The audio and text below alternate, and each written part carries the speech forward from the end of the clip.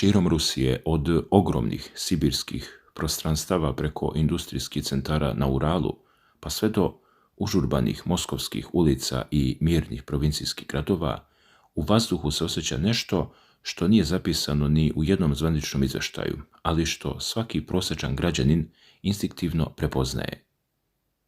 To su tihi, ali upečatljivi znaci koji su postali deo svakodnevnice, misteriozni pokazatelji koji kod ljudi pozivaju duboko uznemirenost i šapuću o promjenama koje dolaze. Nije u pitanju direktna naredba ili javni proglas, već niz diskretnih poteza, iznenadnih pomeranja u javnom diskursu, neobičnih društvenih indikatora i onog specifičnog teškog osjećaja u atmosferi koji nepogrešivo ukazuje da se iza zatvorenih vrata priprema neka velika sudbonosna odluka. Slušajte ovo, dragi gledalci, pažljivo i razmislimo. Dok se zvanični državni aparat trudi da zadrži potpuno mirno lice i uveri javnost da sve teče po planu, mediji i analitičari sve češće koriste termine koje, da kažemo, lede krv u žilama, upozoravajući da nam se bliži takozvana vatrena jesen, šifra za događaje o kojima mnogi slute, ali rijetko ko sme glasno da govori. Ali hajde sad da dublje zaronimo u ono što se stvarno događa ispod površine i da povežemo sve konce ove složene geopolitičke i društvene drame. Zašto su ovi tihi znaci širom zemlje toliko važni i zašto izazivaju toliku nelagodu na svakom koraku? Da bismo razumjeli širu sliku i sagledali istinit obim onoga što nam se sprema, moramo detaljno analizirati svakog aktera ove priče, od samog vrha Kremlja, Vladimira Putina, preko vojnih komandanata i analitičara, pa sve do iscrpljenih vojnika u rovovima i običnih građana koji donose radikalne životne odluke. Prema navodima koje je u javnost izneo ukrajinski predsjednik Volodimir Zelenski, pozivajući se na poverljive obavještajne podatke, navodno ruske vlasti uveliko pripremaju teren za proširivanje mobilizacije u predstojećim mjesecima. Kako u svojim izvještajima piše njemački Deutsche Welle, Zelenski otvoreno tvrdi da ruski predsjednik Vladimir Putin, suočen sa teškom realnošću na terenu i činjenicom da ruske oružane snage na frontu gube više vojnika nego što uspevaju da regrutuju putem redovnih ugovora, aktivno traži način da pojača udar i proširi opseg operacija, prikrivajući svoje stvarne namere specifičnim signalima i frazama koje javnost tek sada polako počinje da dešifruje i povezuje u celinu, tvrdi Zelenski. Sa druge strane, zvanični Kremlj kategorički odbacuje sve ovakve tvrdnje, pokušavajući da umiri domaću javnost i pošalje poruku stabilnosti. Portparol Kremlja Dmitrij Peskov je prema dostupnim informacijama sa briefinga izjavio da se uopšte ne vidi nikakva potreba za komentarisanjem izjava Volodimira Zelenskog o navodnim planovima Moskve i Putina, dok je poznati ruski političar i član Veća federacije Andrej Klišas još ranije za medijsku kuću RTV1 naglasio da se nova mobilizacija trenutno ni na koji način ne razmatra i da za njom apsolutno nema nikakve potrebe. U istom tonu nastupio je i zamjenik predsjednika Veća sigurnosti Ruske federacije Dmitrij Medvedev, koji je uporne glasine o mogućem novom talasu regrutacije odbacio kao klasičan primjer propagandne uoči izbora, ističući sa ponosom da je u prvoj polovini ove godine oko 200.000 ljudi dobrovoljno potpisalo ugovor sa Ministarstvom odbrane. Međutim, i tu odmah dolazi ključna ograda i sumnja u zvanične brojke. Poznati vojni analitičar Jan Matvejev, govoreći za Deutsche Welle, otvoreno upozorava da se zvaničnim državnim podacima ne može slijepo verovati jer se oni prilagođavaju političkim ciljevima. Matvejev procjenjuje da je stvarna cifra novih ugovoraca u tom periodu bila bliža realnim opsegu između 170 i 180.000, te oštro naglašava da ni ta inače impozantna cifra, uzimajući u obzir stalne i ogromne gubitke na ratištu, jednostavno nije dovoljna za postizanje strateške pobjede nad Ukrajinom, niti za održavanje dugoročne ravnoteže bez dodatnih radikalnih poteza. Pazite sad, problem je mnogo dublji i složeniji nego što to zvanični izvještaji žele da prikažu. U zajedničkom detaljnom istraživanju nezavisnog ruskog medija u egzilu Verstka i portala Važne povesti sa sedištem u Letoniji, objavljenom krajem juna, jasno je i argumentovano vidi drastičan pad interesovanja građana za ugovornu službu. Izvori iz administracije gradonačelnika Moskve otkrili su frapantne podatke prema kojima je prestolnica u aprilu na ratište poslala 1708 ljudi, da bi taj broj u maju pao na 1378 uz nastavak negativnog trenda i tokom juna.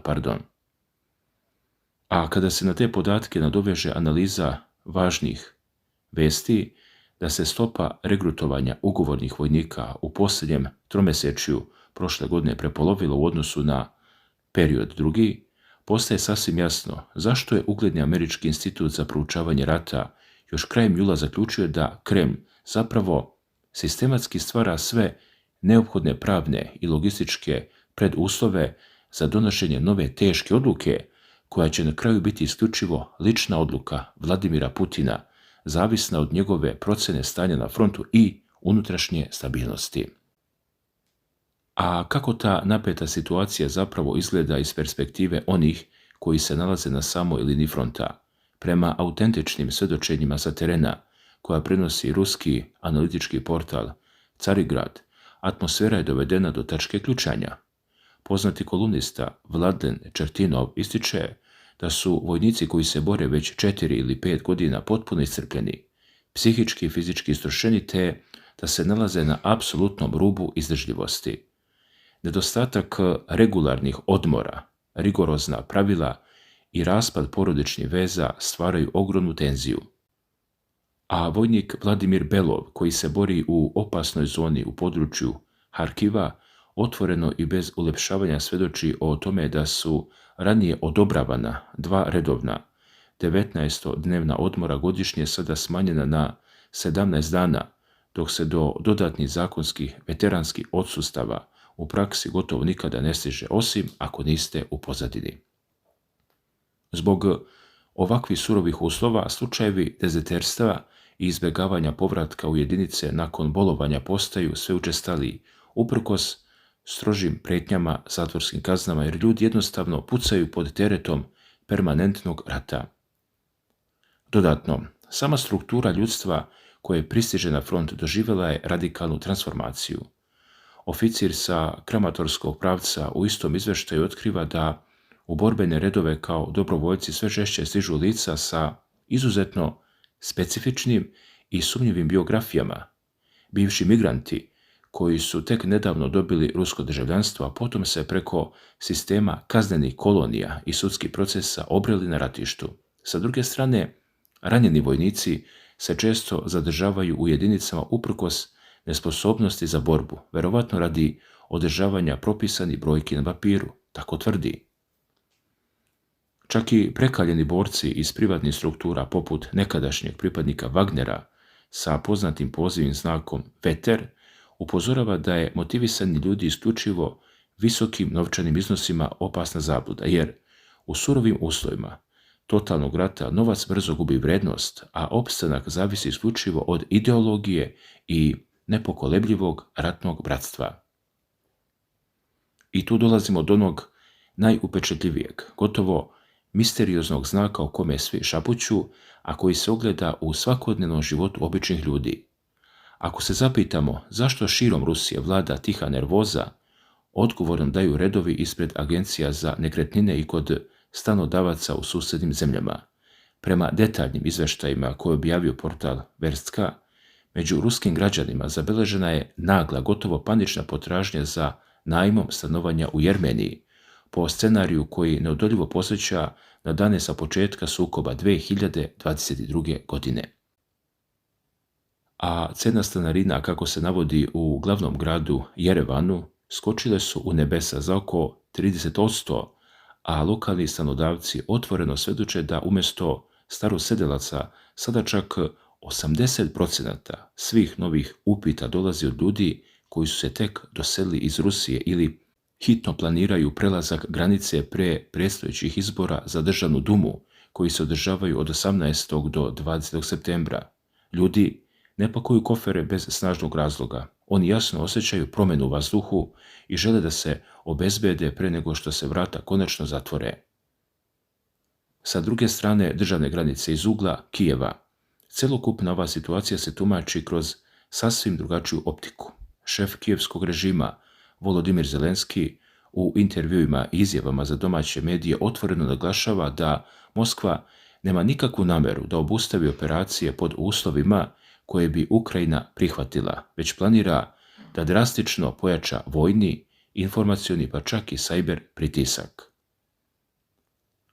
Prema tvrdnjama Zelenskog, rusko rukovodstvo traži bilo kakav rezultat koji bi moglo da proglasi pobedom, pa se stoga razmatra opcija masovnog popunjavanja vojske bez zvaničnog proglašavanja klasičnog opšteg hazarda, što bi služilo i kao snažan psihološki pritisak na evropske države. Istovremeno, Ukrajina se suočava sa sopstvenim ogromnim izazovima poput složenih birokratskih i tehnoloških procedura u proizvodnji sopstvenih raketa za napredne protivvazdušne sisteme poput američkog Patriota, gde zavisnost od više evropskih partnera i stroga pravila Vašingtona dodatno usporavaju procese u trenucima kada je svaki dan dragocen.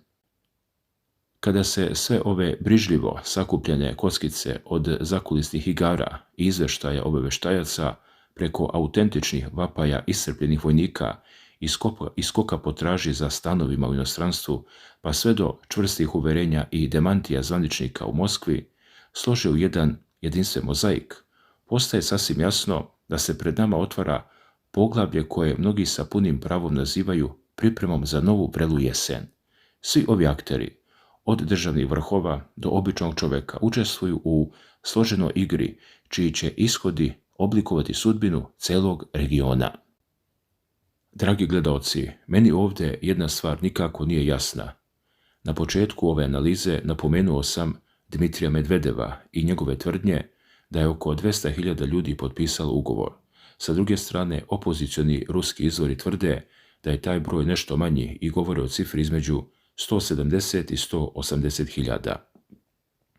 Kako god da okrenemo, i kako sam već rekao, to je ogroman broj ljudi i upravo zbog toga meni nije jasno kako dopuna od tolikog broja vojnika, kako tvrde pojedini opozicioni Rusi, navodno neće biti dovoljna za nastavak operacija, držanje teritorija i sve ono što Rusija trenutno radi na frontu protiv Ukrajine. Jer govorimo o ogromnim brojkama, nije ovdje u pitanju nekoliko hiljada ljudi, pa da kažemo da to ne može značajno da promijeni situaciju. Govorimo o desetinama i stotinama hiljada, odnosno o brojci koja se približava 200.000 ljudi. Naravno, jedna stvar je potpisati ugovor, druga stvar je obuka, treća je raspoređivanje i sve ono što ide uz to, ali opet ostaje pitanje, ako je broj zaista toliko veliki, zaista se onda već toliko govori o jeseni. Zašto se pojavljuju tvrdnje da bi upravo jesen mogla da bude trenutak neke velike odluke? Mnogi već tvrde da je Vladimir Putin praktično odlučio šta će dalje. Međutim, za sada mi nemamo zvaničnu potvrdu iz Kremlja koja bi stavila tačku na sve te priče. Imamo izjave, nagađanja, tumačenja, priče opozicionih izvora, priče zapadnih medija, a sa druge strane imamo Moskvu koja određene tvrdnje demantuje. I onda dolazimo do tih misterioznih ćutanja i znakova koji se prema različitim navodima pojavljuju širom Rusije. Evidentno je da jedan deo ljudi svakodnevno odlazi iz zemlje. Međutim, po nekom mom mišljenju i prema onome što sam mogao da pronađem na internetu, to ipak nije nešto na osnovu čega možemo odmah da kažemo evo ga dokaz, sve je odlučeno. To može da bude jedan deo mnogo veće priče, ali može da ima i potpuno drugačija objašnjenja. Upravo zato treba biti oprezan. Jer kada krenu velike priče, pogotovo kada je u pitanju rat, vrlo brzo jedna informacija postane 10 različitih priča. Jedni kažu jedno, drugi potpuno suprotno, a običan čoveku na kraju ostaje da pokuša da shvati gde se tu nalazi istina. Ali kada sve to stavimo po strani i izjave zapadnih medija i tvrdnje opozicionih Rusa, ali i demantije koje stižu iz Moskve i Kremlja, jednu stvar ipak ne možemo tek tako da zanemarimo. Nešto se očigledno priprema. Šta tačno, to je već mnogo teže reći. I upravo tu treba napraviti veliku razliku između onoga što znamo i onoga što neko pretpostavlja. Ne možemo da kažemo da je Putin doneo određenu odluku dok za to nemamo potvrdu, ali možemo da pratimo znakove, izjave, brojke, poteze na terenu i ono što se dešava unutar same Rusije.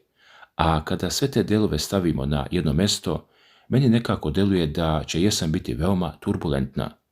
Možda će se ispostaviti da su sve ove priče bile preuveličane. Možda će se pokazati da broj novih vojnika jeste dovoljan za ono što Moskva trenutno želi, ali postoji druga mogućnost. Da ovo što sada gledamo predstavlja samo pripremu za nešto što tek dolazi. I zato mislim da naredni period treba pratiti veoma pažljivo, ne samo šta će Putin reći, već i šta će uraditi, jer u ovakvim situacijama nekada je mnogo važnije ono što se radi nego ono što se govori pred kamerama. Treba pratiti broj potpisanih ugovora, raspoređivanje snaga, odluke Kremlja, stanje na frontu, ali i reakcije običnih ljudi u Rusiji. Tek kada se svi ti delovi spoje, možda ćemo moći mnogo jasnije da vidimo šta se zapravo sprema. Jedno je sigurno. Jesen se približava, a sa njom će izgleda doći odgovori na mnoga pitanja koja danas ostaju otvorena. Da li je Vladimir Putin već doneo odluku? Da li će sadašnji broj novih vojnika biti dovoljan ili se iza svega ovoga, kako naš narod voli da kaže, iza brda valja nešto mnogo veće? Vidjet ćemo. Hvala na pažnji.